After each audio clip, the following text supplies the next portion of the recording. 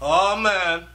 So me doing all these fun topics about Marvin and Nikisha and about Cardi B and all that other stuff. Some of my subscribers who are really serious, that walk around every day like the world is on their shoulders, this topic is for you. Because somebody actually said, yo, SouFlo, the world about to end. World War III about to break out. And you over here are talk about Cardi B, Big Belly. You over here are talk about Marvin and Nikisha. Nobody no care about that.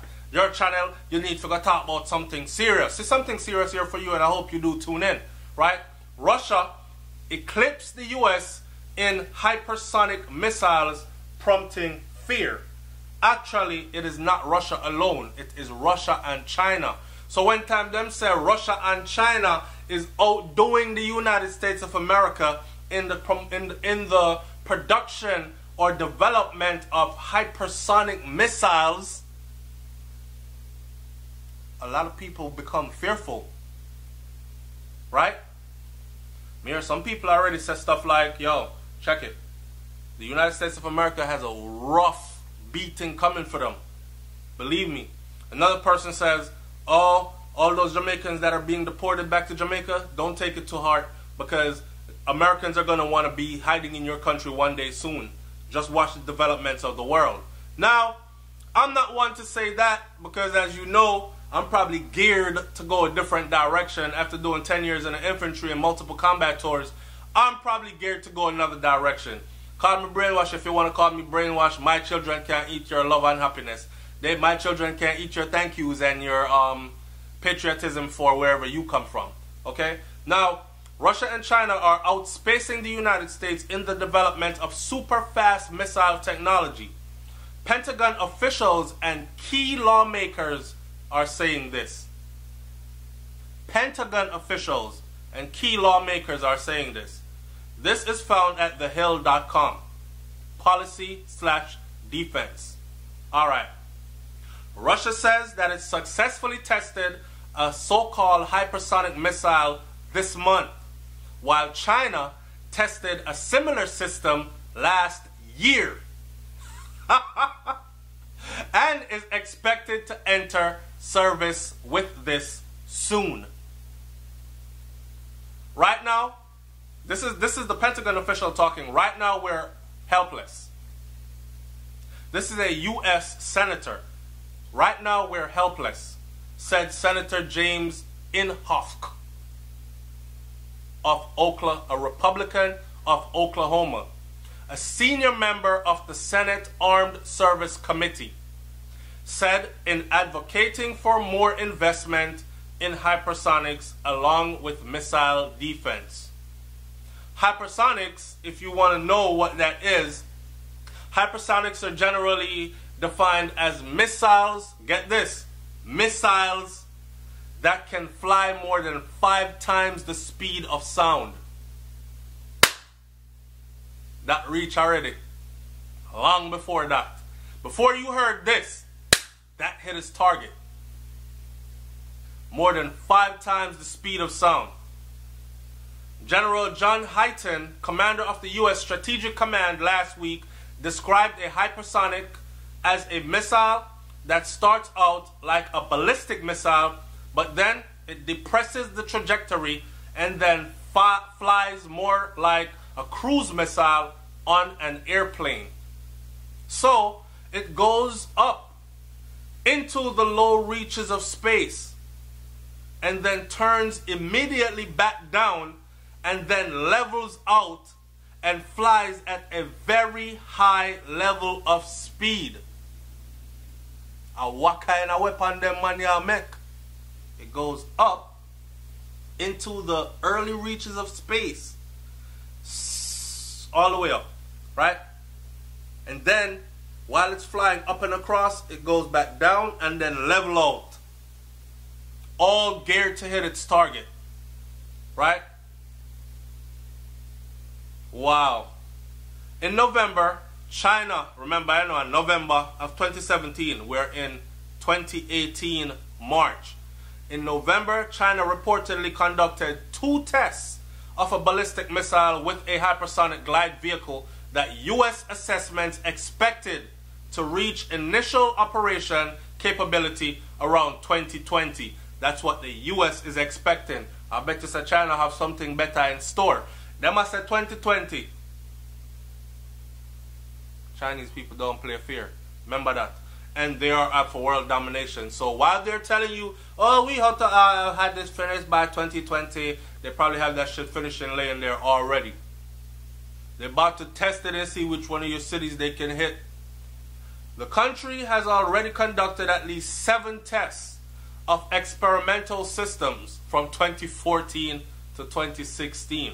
So their missile production, but their hypersonic missile production system is in overdrive. Meanwhile, earlier this month, Russia President Vladimir Putin delivered a flashy State of the Nation address to tout a slate of new weapons that they have, including a hypersonic missile that he says is invincible against the US missile defenses. Wanna hear that? This is Vladimir Putin, and he did this in a State of the Union address.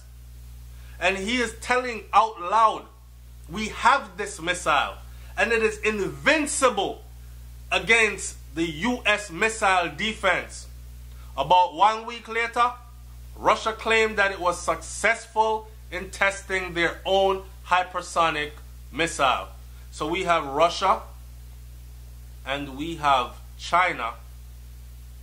At the time of Putin's announcement, the Pentagon said it was not surprised by the report and assured the public that it is fully prepared to respond to such a threat.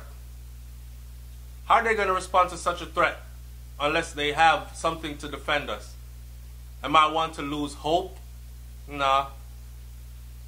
I've seen us in action before. I know how we get down. But that doesn't mean that there's no trouble on the horizon, right? But in congressional testimony last week, Hyten, the general, conceded that U.S. missile defenses cannot stop hypersonics.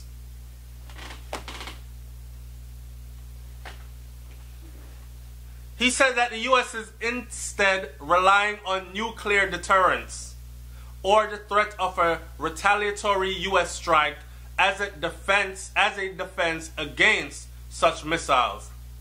This is his words. We don't have any defense that could deny the employment of such a weapon against us.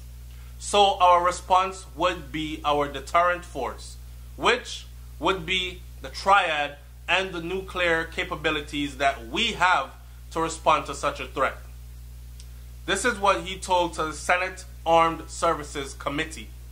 To bolster missile defenses against hypersonics, Hyten advocated space-based sensors. Fly go past space, go put sensors up there so the sensors can tell when one of those are heading our way to hit us. I believe we need to pursue improved sensor capabilities to be able to track, characterize, and attribute the threats wherever they come from, he said. And right now, we have a challenge with that. With our current on-orbit space architecture and the limited number of radars that we have around the world, in order to see those threats, I believe we need a new space sensor architecture. When he was asked if the U.S. is really falling behind Russia and China on hypersonics, Thomas Karaka, director of the Missile Defense Project at the Center for Strategic and International Studies, said flatly, yes. I'm not going to read any more of this. I'm just going to say this to end this video right here. History has a way of repeating itself, right? And no freedom, true freedom, is won by talk. History shows us that true freedom has only been won and maintained by bloodshed. Now I know a lot of you Christian people are going to say, no bloodshed. Pray about it and the Lord will sort it out. Bloodshed. So if it comes down to that, then that's exactly what it'll be. It'll be mass bloodshed. I don't want to scare anybody, and I don't want anybody to start feeling hopeless or no longer optimistic, but there's trouble on the horizon, man, and we can clearly see it. We can clearly see it. Let's keep in mind that your enemies, when they're trying to show you their power or trying to flex their power, they will never give you 100% of what is on their table waiting for you. So in other words, if they tell you that this is what we have and it's 20, you better know that what they have really is about 100, right? I'm going to leave this video right here, and what I want you to do is I want you to leave your comment in the comment section below. Particularly my Jamaican or my Caribbean audience, I want you to answer this one question right here. If in the event that a catastrophic issue breaks out to where, say, the United States of America is getting hit and attacked by Russia and China at the same time, because they've teamed up and decided that we must finish this world power right here, and then we will fight over who becomes the next ruling world power, but we must bring her to her knees, right? Where do you think you fall in this? And do you think that your Caribbean island will be exempt? And do you feel like your Caribbean island will survive this catastrophe without being touched? Leave your comment in the comment section below. It's SouFLoTV. Like, comment, share, subscribe. And, alright, I'm out. Peace.